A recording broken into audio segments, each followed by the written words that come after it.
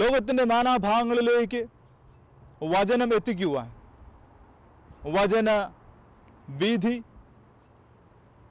കുടുംബങ്ങളുടെ കൂട്ടായ്മ, കുടുംബങ്ങളുടെ സ്നേഹത്തിൻ്റെ കൂട്ടായ്മ, ജീവിതാനുഭവങ്ങൾ, ദൈവം നൽകിയ അനുഗ്രഹങ്ങൾ പങ്കുവയ്ക്കുന്ന നിമിഷങ്ങൾ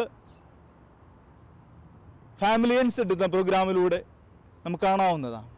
കുഞ്ഞു കുട്ടികളുടെ കിഡ്സ് ഇൻസെറ്റ് അവരുടെ സ്നേഹത്തിൻ്റെ, അവരുടെ ജീവിതത്തിൻ്റെ മാതൃക കൊച്ചുകുട്ടികൾ നമുക്കായിട്ട് പകർന്നു തരുന്ന നിമിഷങ്ങൾ, അവരുടെ നിഷ്കളങ്കമായ സ്നേഹം, അവരുടെ ഭാവിയിലേക്ക് വളരുന്ന ദൈവസ്നേഹത്തിൽ വളരുന്ന അനുഭവങ്ങൾ, അവരുടെ കഴിവുകൾ പങ്കുവയ്ക്കുന്നു കിഡ്സ് ഇൻസെറ്റ് എന്ന പ്രോഗ്രാമിലൂടെ. മെലഡി ഇൻസെറ്റ് സൗന്ദര്യം നിറഞ്ഞു നിൽക്കുന്ന ന്യൂസിലൻഡിൻ്റെ ഈ ഭാഗത്തു നിന്നും ദൈവത്തിൻ്റെ സ്നേഹം അലയടിക്കുന്ന ഗാനങ്ങളിലൂടെ, ഈ പ്രകൃതി ഭംഗിയിലൂടെ നമുക്ക് കാണാൻ സാധിക്കും. ടെസ്റ്റിമണീസ്, സാക്ഷ്യങ്ങൾ പങ്കുവയ്ക്കുക. ദൈവം നൽകിയ അനുഭവങ്ങളാണ് സാക്ഷ്യങ്ങൾ. ആ സാക്ഷ്യങ്ങൾ പങ്കുവയ്ക്കുക. യുവതീവാക്കളുടെ പ്രോഗ്രാമുകൾ, ബൈബിൾ സ്റ്റോറീസ്, അങ്ങനെ പലവിധ പ്രോഗ്രാമുകളിലൂടെ DVNZ ഇതാ നിങ്ങളിലേക്ക് കടന്നു വരുന്നു. To the ends of the earth. Praise the Lord.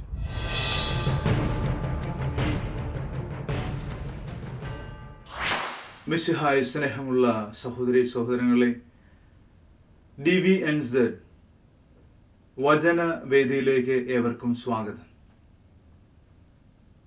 കർത്താവ് ഇന്ന് നമ്മോട് സുവിശേഷത്തിലൂടെ പറയുക, ദൈവകൃപ നിറഞ്ഞവളെ സ്വസ്തി, കർത്താവ് നിന്നോടുകൂടെ, നീ സ്ത്രീകളിൽ അനുഗ്രഹീതയാണ്, നിന്റെ ഉദരഫലവും അനുഗ്രഹീതം. ലൂക്കായുടെ സുവിശേഷം 1-ാം അധ്യായം 28-ഉം 42-ഉം തിരുവചനങ്ങൾ. നാം സാധാരണഗതിയിൽ നമ്മുടെ ജീവിതത്തിൽ അനുദിനം പ്രാർത്ഥിക്കുന്ന ഒരു പ്രാർത്ഥനയുടെ ഭാഗമാണ്. നന്മ നിറഞ്ഞ മറിയമേ സ്വസ്തി, കർത്താവ് നിന്നോടുകൂടെ, സ്ത്രീകളിൽ നീ അനുഗ്രഹിക്കപ്പെട്ടവളാവുന്നു, നിന്റെ ഉദരത്തിന്റെ ഫലമായി ഈശോ അനുഗ്രഹിക്കപ്പെട്ടവനാവുന്നു. ഈ പ്രാർത്ഥന ചൊല്ലുമ്പോൾ, പ്രത്യേകിച്ച് ക്രിസ്തീയ കുടുംബങ്ങളിൽ അനുദിനം സന്ധ്യയാകുമ്പോൾ സന്ധ്യാപ്രാർത്ഥന,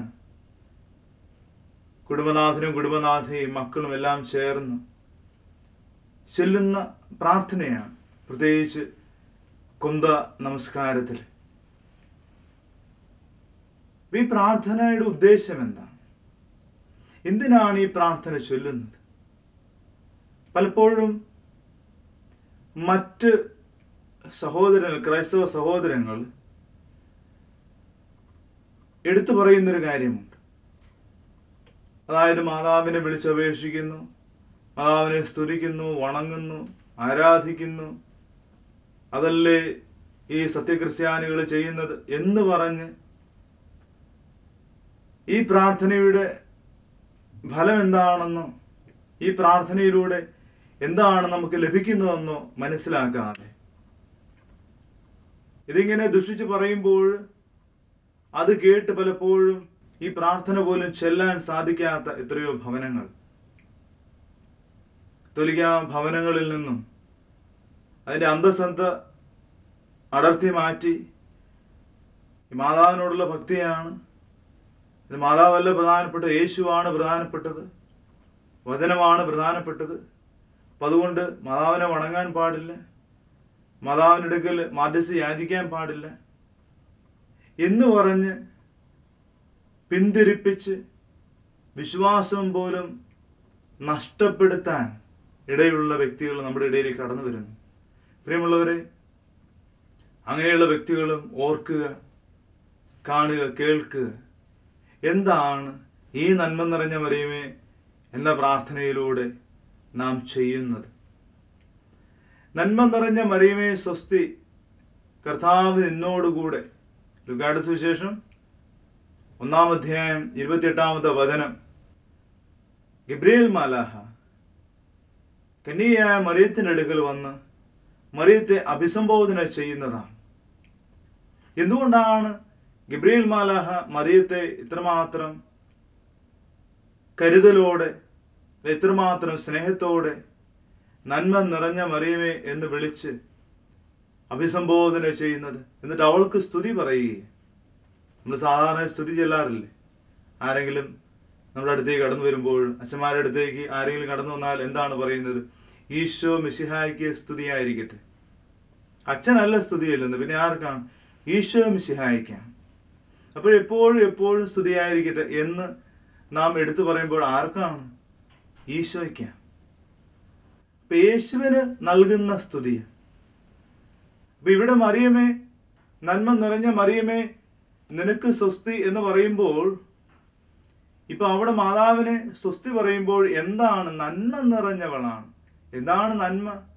പരിശുദ്ധാത്മാവിന്റെ നിറവാണ്.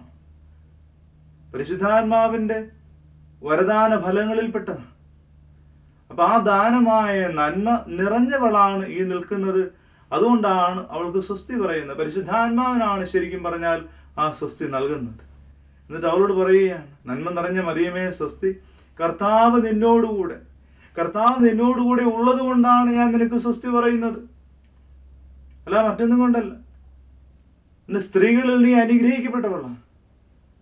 അപ്പൊ നീ അനുഗ്രഹിക്കപ്പെട്ടത് എപ്പോഴാ? കർത്താവ് നിന്നോട് കൂടെയുള്ളപ്പോൾ. ഇപ്പൊ കർത്താവ് കൂടെയുള്ള ഓരോ വ്യക്തിയെയും ദൈവം അനുഗ്രഹിക്കുകയാണ്.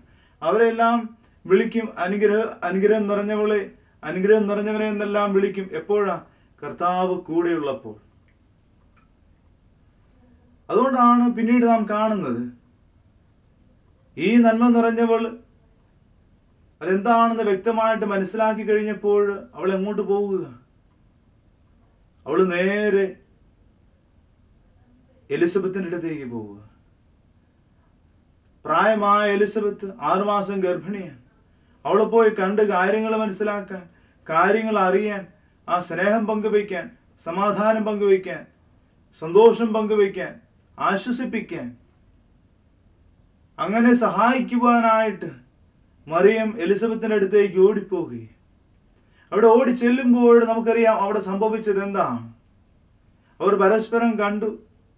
പരസ്പരം കണ്ടപ്പോൾ മറിയം എന്താണ് പറയുന്നത്? എലിസബത്ത് പരിശുദ്ധാത്മാവ് നിറഞ്ഞവളായി എന്ന് പറയുന്നത് എപ്പോഴാ? മറിയത്തിന്റെ അഭിവാദനം കേട്ടപ്പോൾ. ലൂക്കായുടെ സുവിശേഷം അധ്യായം 1 തിരുവചനം 40. തിടുക്കത്തിൽ യാത്ര പുറപ്പെട്ട് അവൾ സക്രിയയുടെ വീട്ടിൽ പ്രവേശിച്ച് എലിസബത്തിനെ അഭിവാദനം ചെയ്തു.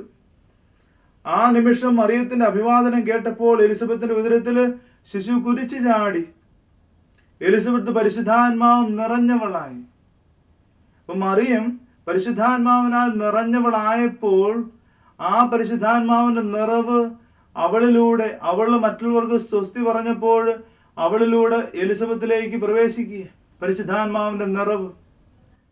അപ്പോഴാണ് പരിശുദ്ധാത്മാവിനെ നിറഞ്ഞ അവൾ ഉദ്ഘോഷിച്ചു, നീ സ്ത്രീകളിൽ അനുഗ്രഹീതയാണ്, നിന്റെ ഉദരഫലവും അനുഗ്രഹീതം.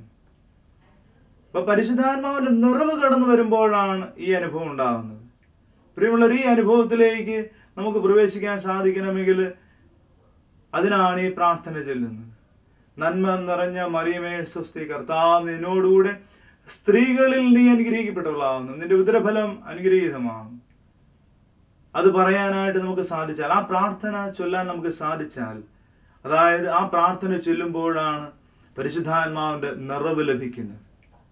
അപ്പോൾ അനുദിനം നമ്മുടെ ജീവിതത്തിൽ ഈ നന്മ നിറഞ്ഞ മറിയമേ എന്ന പ്രാർത്ഥന ചൊല്ലുമ്പോൾ ഉണ്ടാകുന്ന അനുഭവം എന്താണ്? പരിശുദ്ധാത്മാവിന്റെ നിറവാണ്.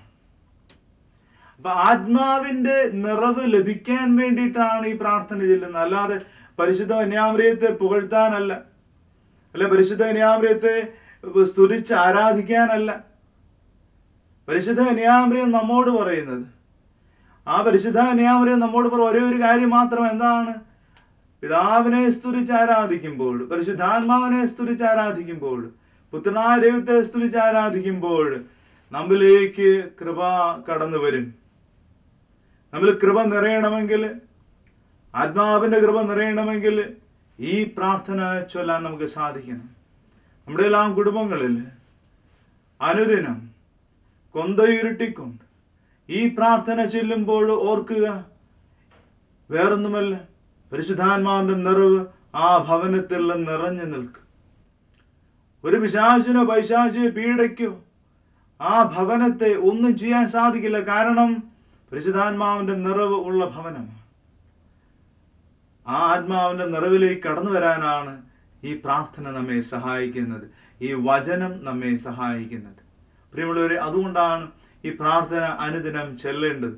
നാം ഈ പ്രാർത്ഥന ഈ കൊന്തമണികളിൽ ഉരുട്ടി ഉരുട്ടി ചെല്ലുമ്പോൾ ആ മണികളിൽ നിറഞ്ഞ് നമ്മുടെ ഹൃദയത്തിലേക്ക്, നമ്മുടെ മനസ്സിലേക്ക്, നമ്മുടെ ശരീരത്തിലേക്ക്, നമ്മുടെ ആത്മാവിലേക്ക് പരിശുദ്ധാത്മാവ് കടന്നു വരും. പ്രിയമുള്ളവരെ, ആത്മാവിന്റെ നിറവിന് വേണ്ടി നമുക്ക് പ്രാർത്ഥിക്കാം.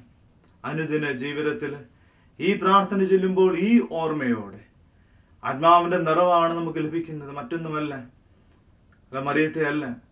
മറിയത്തെക്കാളുപരി മറിയത്തിലൂടെ ക്രിസ്തുവിനെ ലഭിക്കാൻ, മറിയത്തിലൂടെ പരിശുദ്ധാത്മാവിനെ ലഭിക്കാൻ, അങ്ങനെ പിതാവും പുത്രനും പരിശുദ്ധാത്മാവുമായ ത്രിത്വൈക ദൈവത്തെ നമ്മുടെ ജീവിതത്തിലേക്ക് ആനയിക്കാൻ, നമ്മുടെ കുടുംബങ്ങളിലേക്ക് ആനയിക്കാൻ, നമ്മുടെ സമൂഹത്തിലേക്ക് ആനയിക്കാൻ നമുക്ക് സാധിച്ചാൽ തീർച്ചയായും ഈ കുറ്റം പറഞ്ഞ് നടക്കുന്ന, അല്ലെങ്കിൽ മറിയത്തെ കുറ്റം പറഞ്ഞ് നടക്കുന്ന, അല്ലെങ്കിൽ പ്രാർത്ഥനയെ കുറ്റം പറഞ്ഞ് നടക്കുന്ന വ്യക്തികൾക്ക് അത് വ്യക്തമായി മനസ്സിലാവും ഇത് ആത്മാവിൻ്റെ നിറവാണ് എന്ന്.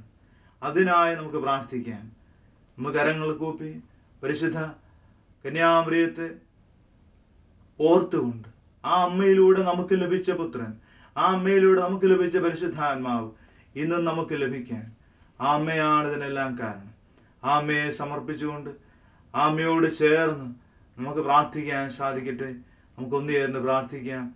നന്മ നിറഞ്ഞ മറിയമേ സ്വസ്തി, കർത്താവ് നിന്നോടുകൂടെ സ്ത്രീകളിൽ നീ അനുഗ്രഹിക്കപ്പെട്ടവളാകുന്നു, നിന്റെ ഉദരത്തിന്റെ ഫലമായി ഈശോ അനുഗ്രഹിക്കപ്പെട്ടവനാകുന്നു.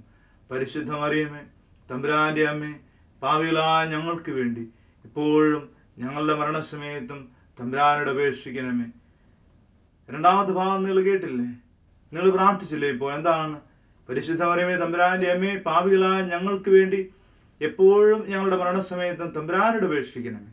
അമ്മയോട് മാധ്യസ്ഥയായിട്ട് പ്രാർത്ഥിക്കുക. കാരണം ആ അമ്മ പരിശുദ്ധാത്മാവിനാൽ നിറഞ്ഞവളാണ്, യേശുവിനെ സമ്മതിച്ചവളാണ്.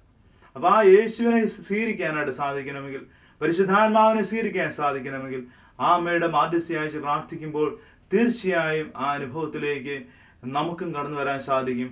അപ്പോഴാണ് ആത്മാവിൻ്റെ നിറവ് നമ്മിലുണ്ടാകുക. നമുക്ക് ഒരിക്കൽ കൂടി ആ പ്രാർത്ഥന ചൊല്ലി മറ്റുള്ളവരെ ഈ പ്രാർത്ഥനയിലേക്ക് നമുക്ക് ആനയിക്കാം.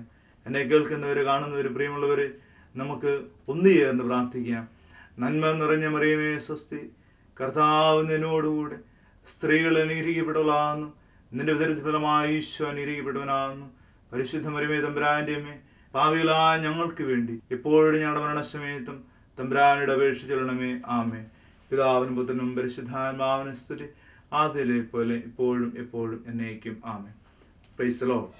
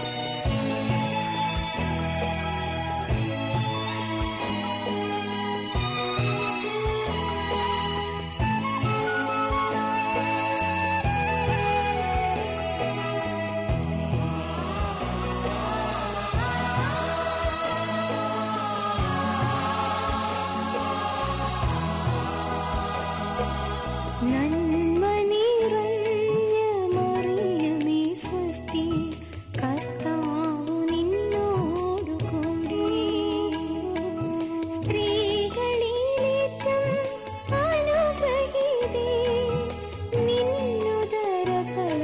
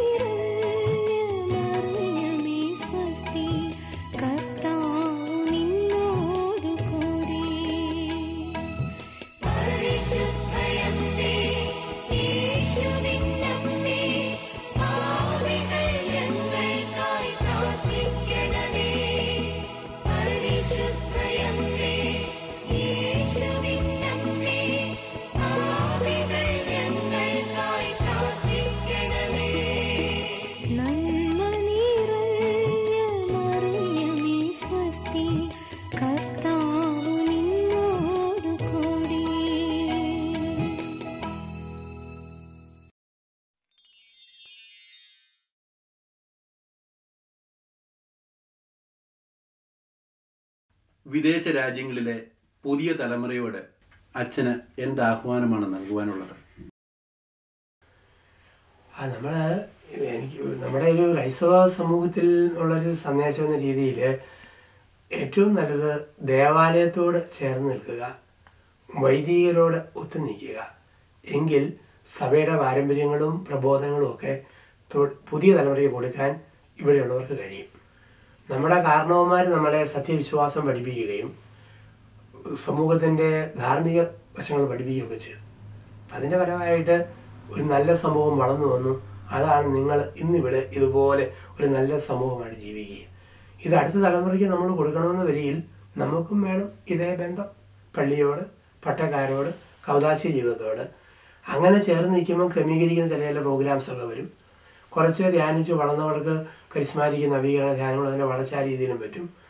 എല്ലാവരും കൂടെ വരുവാനായിട്ട് അടിസ്ഥാന ചിന്തകൾ, കുടുംബവുമായി ബന്ധപ്പെടുത്തിയുള്ള ചിന്തകൾ വരും. ഇതെല്ലാം പള്ളിയിൽ നിന്ന് ക്രമീകരിക്കുന്നതാണ്. അപ്പോൾ ഇതിനോടൊക്കെ ഒത്തുപോകണം എല്ലാവരും.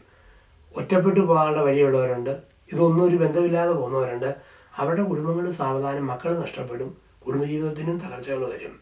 അതിൽ നിന്നൊക്കെ രക്ഷപ്പെടാനും നന്മയിലേക്ക് വരുവാനുമൊക്കെ ദേവാലയത്തോട് ചേർന്ന് നിൽക്കുക, കൂദാശയോട് ചേർന്ന് നിൽക്കുക, സഭയുടെ പാരമ്പര്യങ്ങളോടും അധികാരത്തോടും ഒക്കെ നമ്മൾ ഒത്തുനിൽക്കുക. അപ്പം നമ്മുടെ മക്കളും നഷ്ടപ്പെടാതെ നമുക്ക് അനുഗ്രഹമായിട്ട് മാറും. അത് യുവാക്കന്മാരായ യുവദമ്പതികൾ പ്രത്യേകം ശ്രദ്ധിക്കണം. ന്യൂസിലൻഡിൽ വളരുന്ന മലയാളികളായ ഞങ്ങളുടെ ചെറിയ കുരുന്നുകളെ എങ്ങനെ മതപഠനവും മലയാളവും പഠിപ്പിക്കുന്നതിനുള്ള ആവശ്യകതയെക്കുറിച്ച് അച്ഛനൊന്ന് വിവരിക്കാമോ?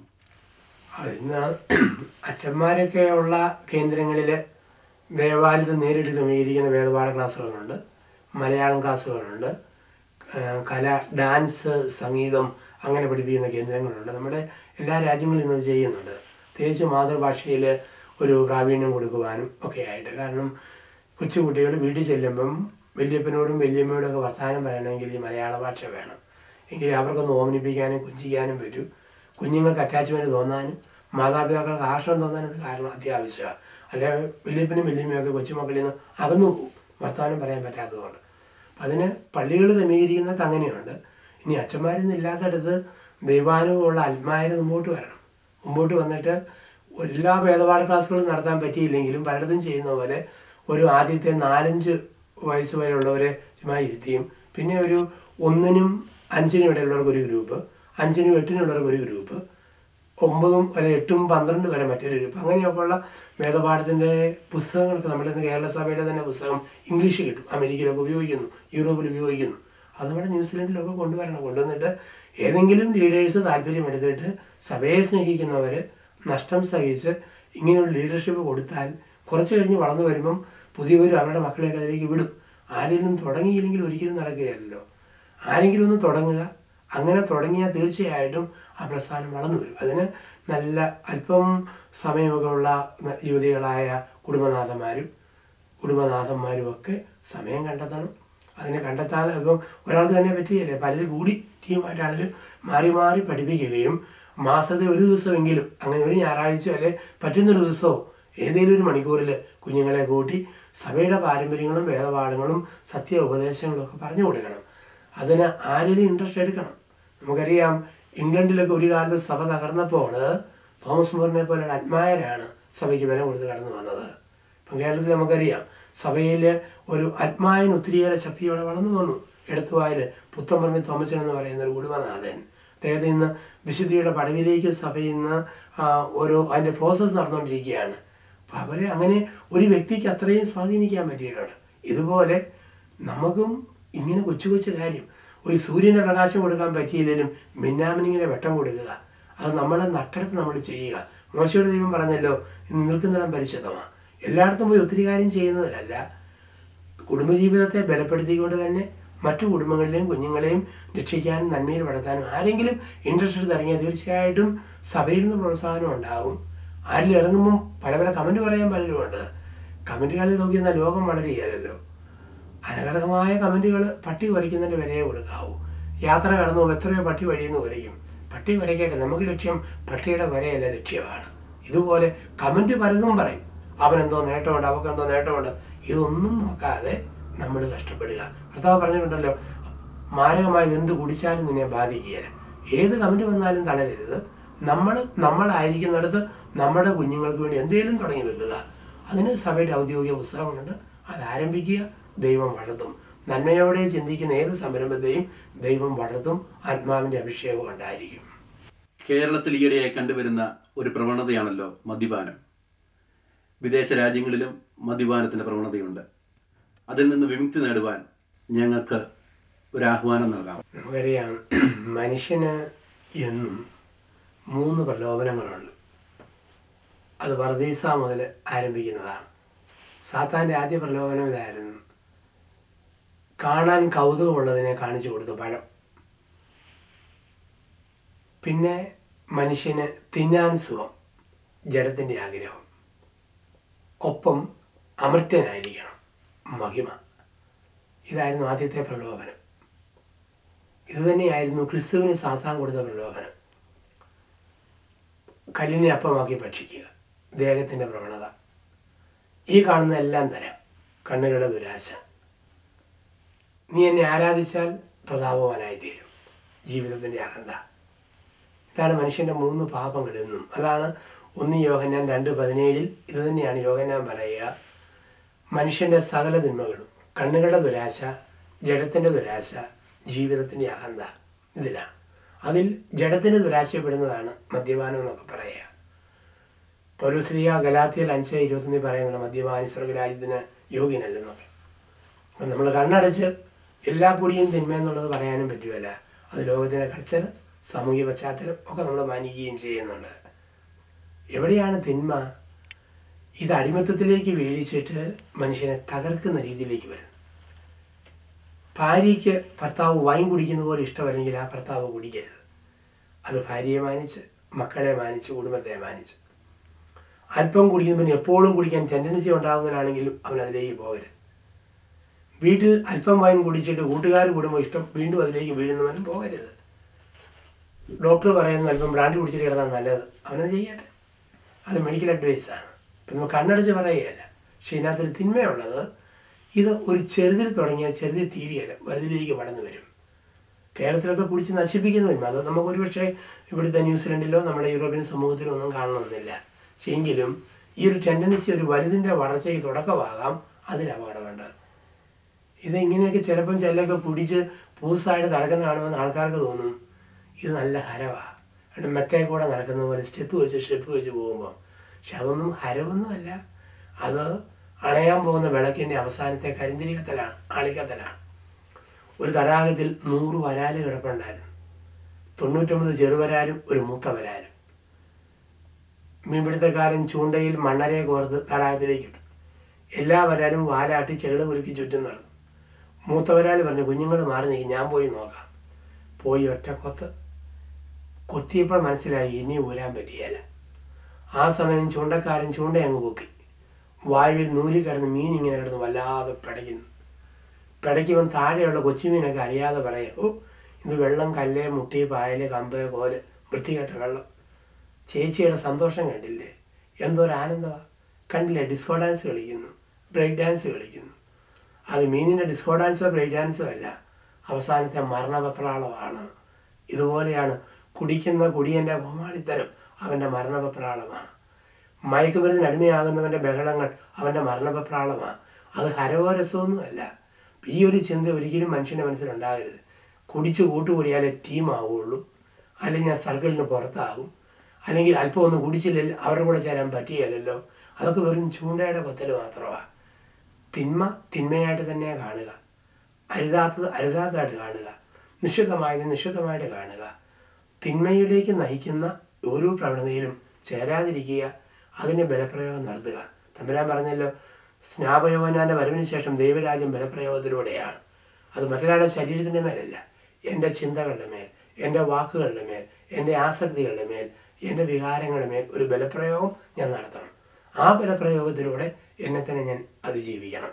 അതിന് നമുക്ക് കഴിയുക. അപ്പം ഇങ്ങനെയുള്ള തിന്മയിലേക്ക് വീഴാനുള്ള സാധ്യതയിൽ നിന്നും മനഃപൂർവ്വം ഒഴിഞ്ഞു മാറുക. പ്രത്യേകിച്ച് ഇങ്ങനെയുള്ള രാജ്യത്തൊക്കെ ന്യൂസിലൻഡിലൊക്കെ താമസിക്കുമ്പം തുടങ്ങിയാൽ തുടരാനുള്ള സാധ്യത ഇഷ്ടം പോലെയാണ്. ആരും അധികം തടസ്സപ്പെടുത്താനും ബ്ലോക്ക് കേരളത്തിൽ പലതും ചോദിക്കും, അരുതെന്ന് പറയും. അങ്ങനെ പറയാൻ ആരും ഇല്ലാത്തടത്ത് കൂടുതൽ വീഴ്ചയാണ്. അതുകൊണ്ട് ഇവിടെയുള്ളവർ അതിൻ്റെ ഒരു ചെറിയ കണികയിൽ പോലും ജോയിൻ ചെയ്യാതിരിക്കുക, അതായിരിക്കും രക്ഷയുടെ വഴി എന്നാണ് അനുഭവത്തിൽ നിന്നും എനിക്ക് പറയാനുള്ളത്. നിങ്ങൾ ലോകമെങ്ങും പോയി എൻ്റെ ദൈവരാജ്യത്തിൻ്റെ സുവിശേഷം പ്രഘോഷിക്കുക. സുവിശേഷ പ്രഘോഷണ രംഗത്ത് നൂതനമായ കാൽവയ്പ്പുകൾ നടത്തിക്കൊണ്ട് കടന്നു വന്നിരിക്കുന്ന DVNS എന്ന പുതിയ ചാനൽ വളരെ മനോഹരമായിട്ട് അവരുടെ പ്രവർത്തനം കാഴ്ചവെച്ചുകൊണ്ടിരിക്കുകയാണ്. ദൈവരാജ്യത്തിൻ്റെ സദ്വാർത്ത ഈ തിന്മ നിറഞ്ഞ ലോകത്തിൽ കൂടുതൽ അനുഗ്രഹപ്രദമായ രീതിയിൽ നന്മ വിതച്ചുകൊണ്ട് മുന്നോട്ട് പോകുവാനായിട്ട് ഈ DVNSന് സാധിക്കട്ടെ എന്ന് വളരെ സ്നേഹപൂർവ്വം പ്രാർത്ഥനാപൂർവ്വം ആശംസിക്കുന്നു. DVNSന് ആശംസകളും പ്രാർത്ഥനകളും നേർന്ന ജോസഫ് പുത്തുമ്പരക്കൽ അച്ഛനും തോമസ് തലക്കുളം അച്ഛനും ഞങ്ങളുടെ നന്ദി. ഈ എപ്പിസോഡ് ഇവിടെ പൂർണ്ണമാകുന്നു. അടുത്ത ആഴ്ച വീണ്ടും കാണുന്നത് വരെ നന്ദി, നമസ്കാരം.